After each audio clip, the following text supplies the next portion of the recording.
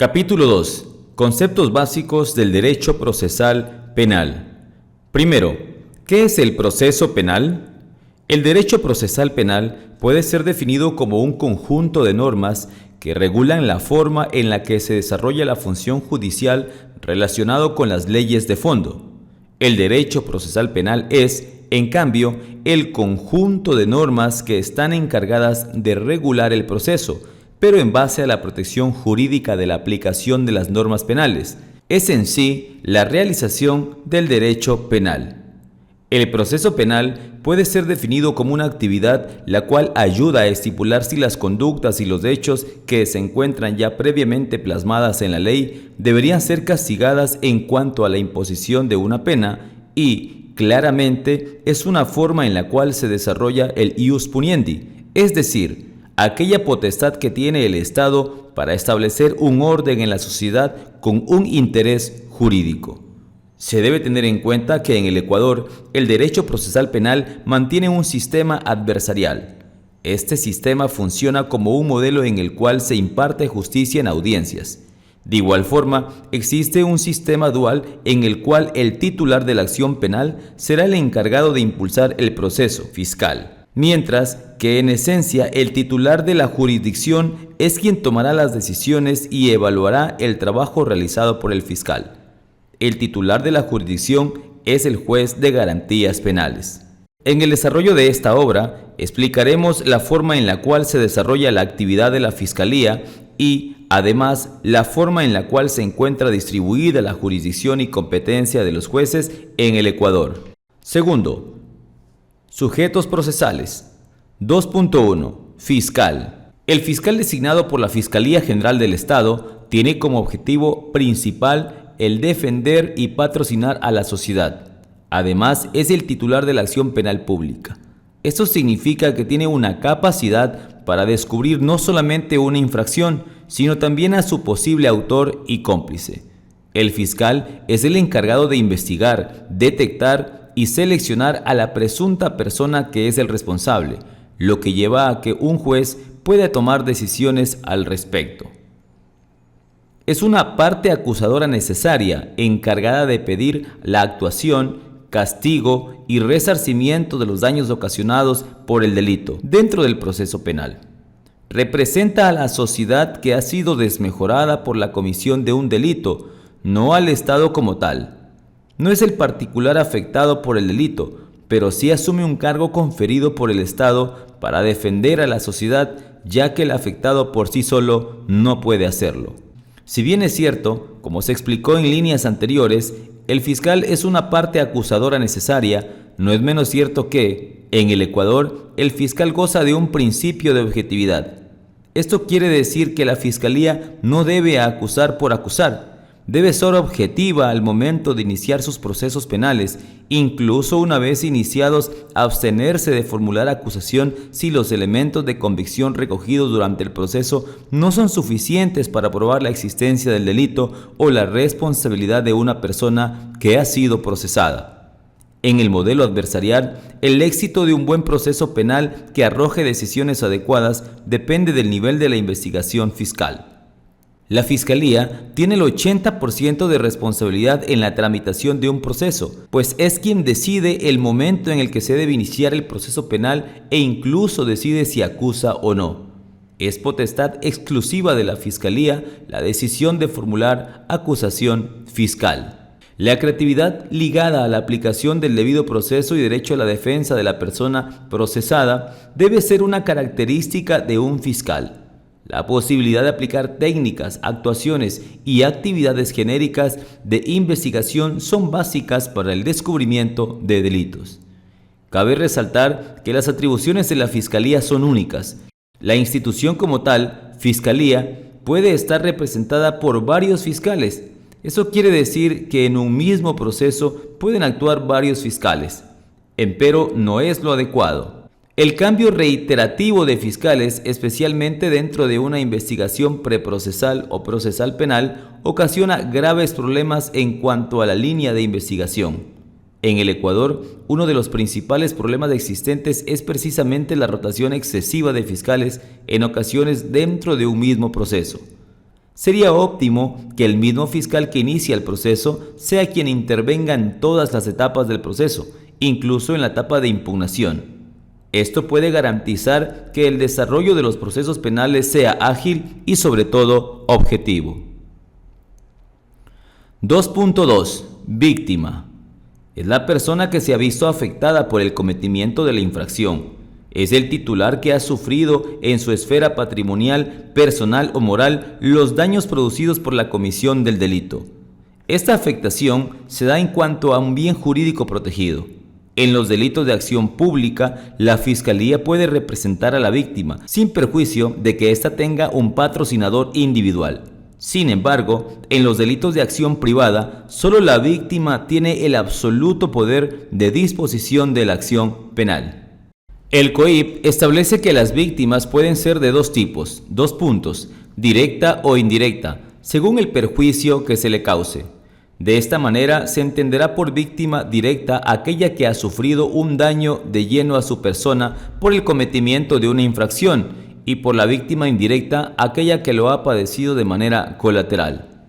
Por ejemplo, en el caso de asesinato de A, esta última será la víctima directa, y como víctima indirecta serán los familiares de A, como su cónyuge, ascendientes, descendientes hasta el cuarto grado de consanguinidad. A su vez, el COIP reconoce como víctima a los pueblos y comunidades indígenas cuando las infracciones los afecten colectivamente como grupo. Una premisa similar es lo ocurrido con quienes compartan el hogar de la persona agresor a agredida en casos de violencia contra la mujer y núcleo familiar, quienes también serán reconocidos como víctimas. Asimismo, serán víctimas los socios o accionistas de una compañía que se hayan visto afectados por las infracciones de sus administradores. La legislación nacional también consagra derechos que deben garantizarse a las víctimas en todo proceso penal. Entre ellos, tendrán el derecho a no ser revictimizadas en el momento de obtención y valoración de pruebas y deberán ser reparadas integralmente por el daño causado.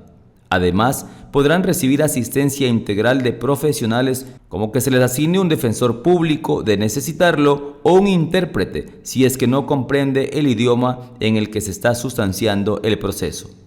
Es fundamental que las víctimas sean tratadas en condiciones de igualdad. Entre las reformas suscitadas al COIP encontramos el agregado de un último inciso del artículo 2 del cuerpo ya mencionado, añadiendo que es menester aplicar el principio de tutela judicial efectiva, debida diligencia, justicia material, reparación integral de las víctimas que han sido afectadas. 2.3. Persona procesada. Es la persona contra quien se ha iniciado un proceso penal como presunto autor o cómplice del delito cometido.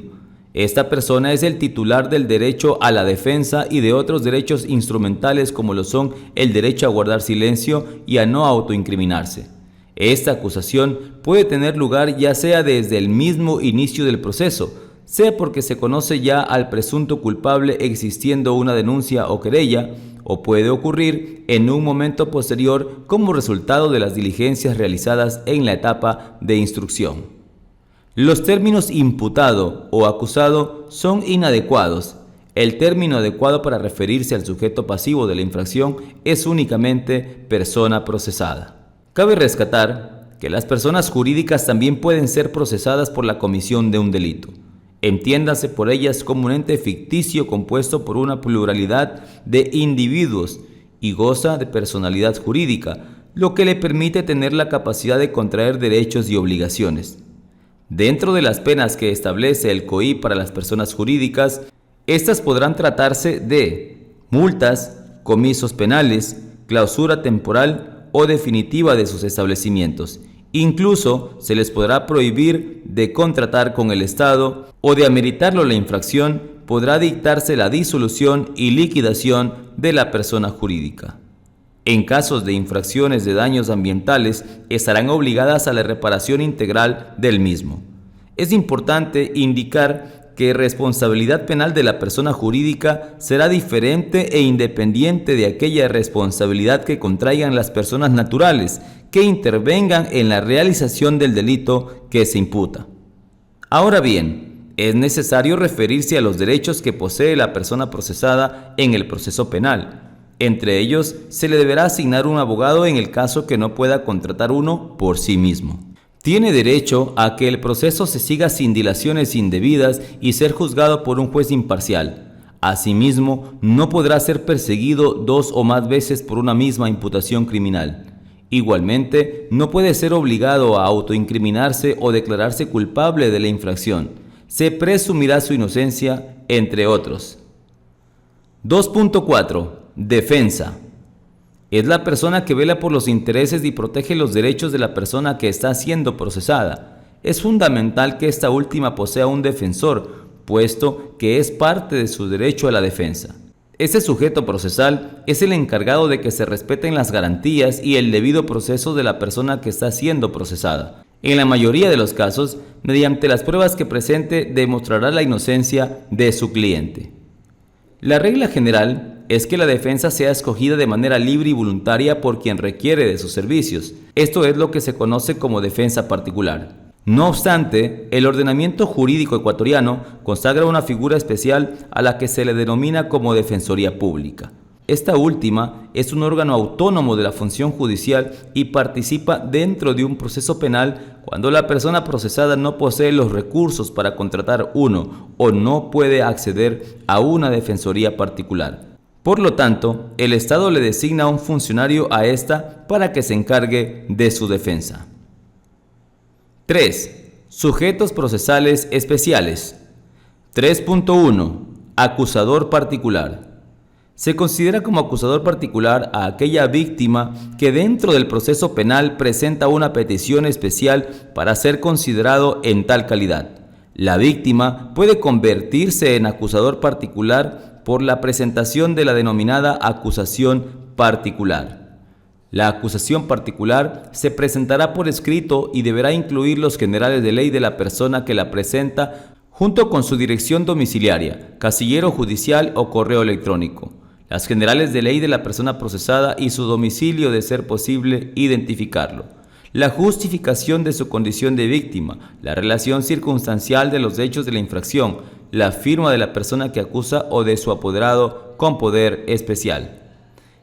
El momento en el cual se puede presentar la acusación particular es desde el inicio del proceso penal, instrucción, hasta su conclusión. Esta acusación fiscal debe ser reconocida por la víctima y admitida a trámite. Quizás en la actualidad no existe mayor diferencias entre el patrocinio de la víctima y el acusador particular.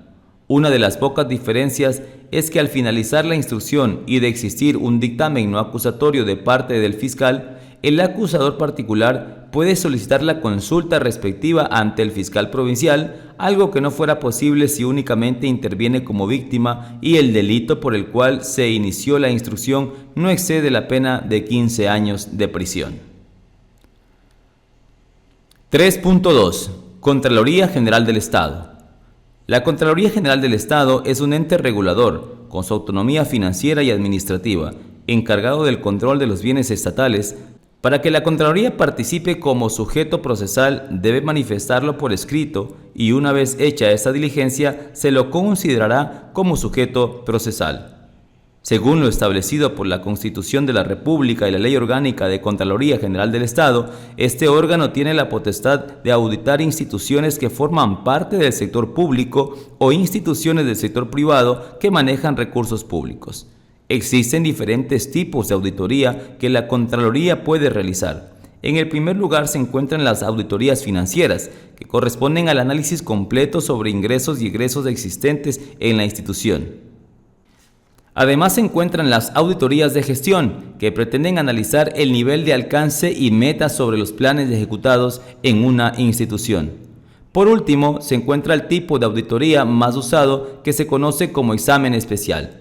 Este último consiste en un examen particular, es decir, analizar puntualmente un hecho específico. Este examen debe cumplir con los ciertos requisitos. En primer lugar, debe establecer un punto específico que corresponde al que se va a analizar. Además, debe tener un periodo de gestión para que se realice la auditoría. Y por último, deberá establecer el nombre de la institución que se va a analizar. La Ley Orgánica de la Contraloría General del Estado y su respectivo reglamento prevén una caducidad administrativa. Esta es que solo se podrán auditar hasta 7 años anteriores del año presente. Esta caducidad administrativa causa una dicotomía frente a la imprescriptibilidad del delito de peculado. Como se conoce, este último es un delito imprescriptible. Los resultados que pueden determinar la Contraloría son de 3 tipos: responsabilidad civil, responsabilidad administrativa e indicios de responsabilidad penal. La primera de ellas consiste en la inobservancia de una norma previamente establecida, lo que ocasiona un perjuicio patrimonial al Estado. Existen 2 tipos de responsabilidad civil, la glosa y la orden de reintegro. Por el contrario, la responsabilidad administrativa consiste en el incumplimiento de una norma previamente establecida a la inobservancia de la misma, siempre y cuando esta inobservancia no acarree ningún tipo de perjuicio al Estado. Esta responsabilidad es sancionada por multas o destitución. Por último, se encuentra el indicio de responsabilidad penal. 3.3. Procuraduría General del Estado. De acuerdo a lo establecido por la Ley Orgánica de la Procuraduría General del Estado, este órgano participa como sujeto procesal cuando la víctima es el Estado y requiere ser representado. En estos casos, la Procuraduría asume esta representación. Cuarto, órgano jurisdiccional a cargo de las decisiones del proceso penal. 4.1. Juez. El juez, por otro lado, es el titular de la jurisdicción. Están sujetos a la competencia, esto es, a la distribución de la jurisdicción. Podemos dividir al órgano jurisdiccional ecuatoriano de la siguiente manera: 2 puntos. A. Jueces de primer nivel. B. Tribunal de Garantías Penales. C. Sala de lo Penal de la Corte Provincial. Y D. Sala de lo Penal de la Corte Nacional de Justicia. Los jueces de primer nivel, según el procedimiento respectivo, intervienen en el inicio del proceso. De ser el caso, también pueden asumir competencias como jueces de garantías penitenciarias, contravenciones y también como jueces constitucionales. Los jueces de garantías penitenciarias son los encargados de velar por los derechos constitucionales de las personas privadas de libertad, así como del cumplimiento de la pena impuesta a las mismas y sus modificaciones respectivas. Para realizar dicho control, estos jueces deberán realizar una visita mensual al centro de privación de libertad y, de considerarlo conveniente, tomarán las medidas necesarias para prevenir o corregir irregularidades, como lo es dictar medidas cautelares y de protección. Podrán además conocer y resolver la situación jurídica de las personas privadas de libertad en caso donde se haya promulgado una ley posterior más benigna. De igual manera, tienen la facultad de conocer y sustanciar procesos de otorgamiento de régimen semiabierto y abierto. Al menos deberá existir un juez de garantías penitenciarias en los lugares donde exista un centro de privación de libertad. Como jueces de contravenciones, tendrán a su vez competencias como conocer infracciones de violencias contra la mujer u otro miembro del núcleo familiar, procedimientos especiales por defensa del consumidor, contravenciones de tránsito y demás contravenciones penales que se encuentren tipificadas en el COIP. Asimismo, como jueces constitucionales, tendrán la competencia de conocer todo tipo de garantía constitucional con excepción de la acción extraordinaria de protección y demás acciones de control abstracto y concentrado que exclusivamente son conocidas por la Corte Constitucional. El Tribunal de Garantías Penales es un órgano colegiado compuesto por 3 jueces. El Tribunal de Garantías Penales actúa en la última etapa del proceso penal y tiene como competencia básica el sustanciar la etapa de juicio y dictar sentencia, ya sea ratificatoria de inocencia o declaratoria de culpabilidad. La Sala Penal de la Corte Provincial de Justicia conocerá las apelaciones que se pueden dar sobre las decisiones de primera instancia y resolver garantías un poco más complejas, como por ejemplo la existencia o inexistencia de nulidades implícitas provocadas por las afectaciones al debido proceso. La Sala Penal de la Corte Nacional de Justicia conocerá los recursos de casación o revisión que se presenten sobre sentencias. Estos recursos serán analizados en líneas posteriores.